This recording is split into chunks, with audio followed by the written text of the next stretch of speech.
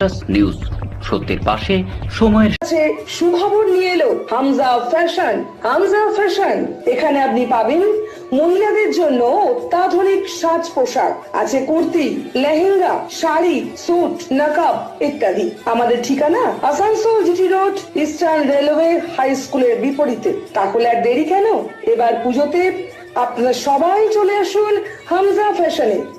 ন্যায্য দামে নিয়ে যান আপনার পছন্দ মতো জিনিস। নিউজ সত্যের পাশে সময়ের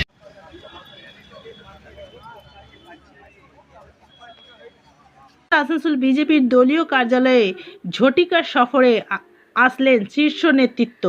সম্প্রতি রাজ্যের মুখ্যমন্ত্রী মমতা ব্যানার্জির প্রয়াগরাজ কুম্ভমেলা নিয়ে কটু মন্তব্য করাতে তারা জানান, মমতা ব্যানার্জি দেশের 50 কোটি জনগণ যারা কুম্ভ মেলায় যোগ দিয়েছিলেন তাদের অপমান করেছেন।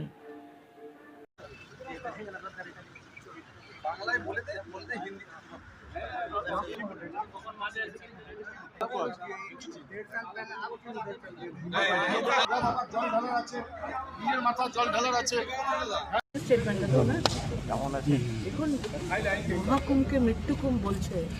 57 কোটির বেশি মানুষ মহাকুম্ভে স্নান করেছে, অমৃত স্নান করেছে। তার অগাধ ভালোবাসা, অগাধ বিশ্বাস থেকে করেছে, এবং এর মধ্যে অনেক সায়েন্টিফিক আছে, সেটার মধ্যে যাচ্ছেন।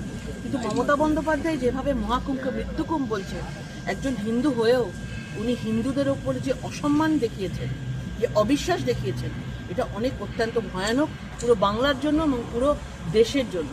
আজকে তার পাশেই বাংলাদেশের আজকে কী রকম ধরনের প্রভাব চলছে, হিন্দুদের ওপর লুটপাট চলছে, উনি সেটা জানেন।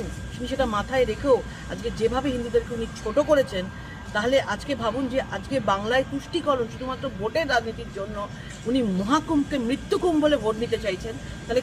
তাহলে হিন্দুরা আগামী দিনে তাহলে কার উপরে বিশ্বাস করবে? সারা দেশের মানুষের উচিত, বিশেষ করে পশ্চিমবাংলার প্রত্যেকটা মানুষের উচিত রাজনীতির ওপরে উঠে যে এই মহাকুম্ভকে মৃত্যুকুম্ভ বলতে পারে তার বিরুদ্ধে আওয়াজ। নিউজ সত্যের পাশে সময়ের গ্রিন আসানসোল, ক্লিন আসানসোল। আপনাদের শহর আসানসোলকে রাখুন সবুজ ও সতেজ, আর থাকুন সুস্থ ও স্বাস্থ্যবান, কারণ হেলথ ইজ ওয়েলথ।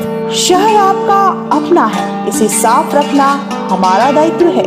দিনের পর দিন পরিবেশ দূষণ বেড়ে যাচ্ছে। এর কারণ শুধুমাত্র আমরাই এবং আমাদের অভ্যাস, যার কারণে আমরা নানান রকম রোগে আক্রান্ত হচ্ছি। তাই আপনার আশেপাশের এলাকা পরিষ্কার রাখুন এবং থাকুন সুস্থ। आसनसोल नगर निगम द्वारा जनहित में जारी। पॉलिथीन सड़क के किनारे यहाँ वहाँ न फेंकें और अपने परिवेश को रखें स्वच्छ।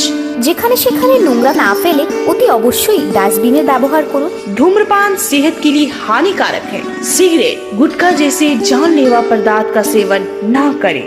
संकल्प लें, ना धूम्रपान करेंगे और ना ही करने देंगे।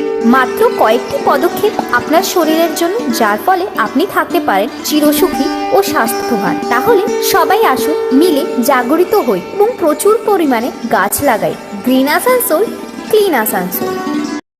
নিউজ সত্যের পাশে সময়ের ব্যাপারী বিধানসভায় মেনশন পর্বে বিধায়কের দাবি অন্য অঙ্গরাজ্য আছে, বাংলাতেও আলাদা পতাকা হওয়া উচিত। বাংলাকে আলাদা দেশ বানাতে চাই তৃণমূল।